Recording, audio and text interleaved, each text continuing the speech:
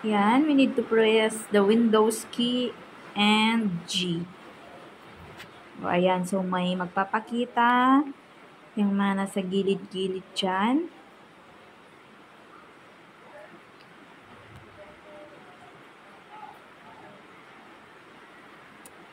Yan, yun yung screenshot. Kung gusto nyo mag-take ng screenshot.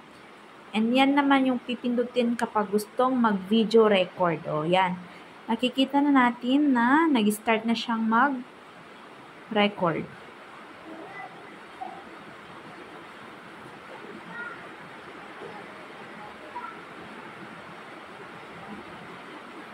Okay, yung save, stop mo lang yung recording niya. Yan, yung pula ay yung square doon na may bilog.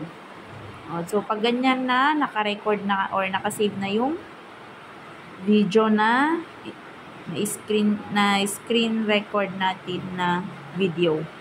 So, hanapin natin kung saan naka-save. Pumunta lang sa may videos.